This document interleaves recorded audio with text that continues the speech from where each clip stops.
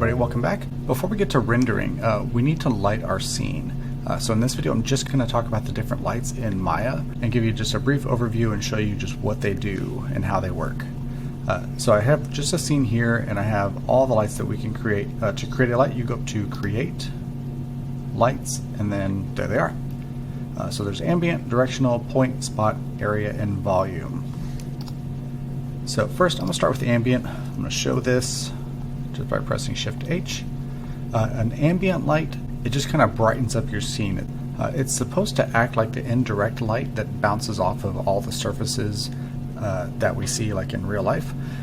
However, it just kind of ends up looking blah. It kind of takes all the contrast out of the scene. It doesn't cast any shadows, and so you can kind of see here that it just kind of lights everything.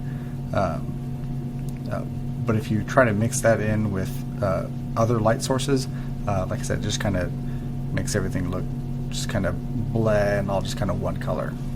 So we won't be using too many of these. I will hide that. And I'm going to bring back my directional light here.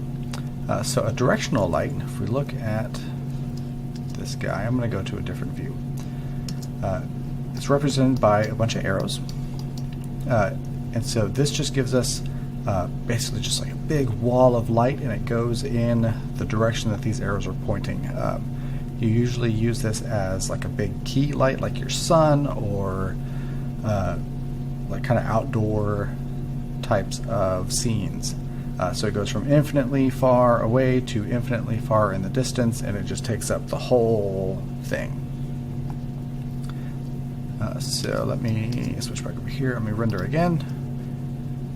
And this does cast shadows. You can see that this is perfectly lined up, so we're only seeing those sides of those faces.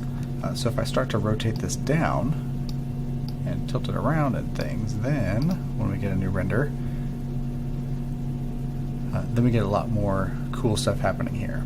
All right, our next one is a point light. A point light is a lot like a light bulb. It goes from one specific point and it radiates out everywhere. It does cast shadows, so that's another useful light that we could use. A spotlight acts a lot like a real life spotlight. You can change the diameter of that circle, but it does give us just a cone of light that again we can point at things. Let's point it at that one. Again, it also casts shadows, and there's a whole lot of options you can play with to get some really cool looking stuff with spotlights. So our next light is an area light. These lights are actually supposed to be used for kind of faking the reflections off of like windows and things like that. So they're a rectangular light source, and it goes out toward that line that's in that, coming out of this rectangle. So if I rotate this down, try to take a look at it. Click.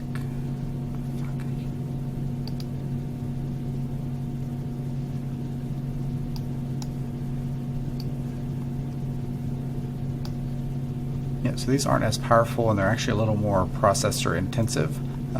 So if you're doing like a still shot, these are really, really good. But if you're trying to do lots of motion kinds of things, maybe not so much.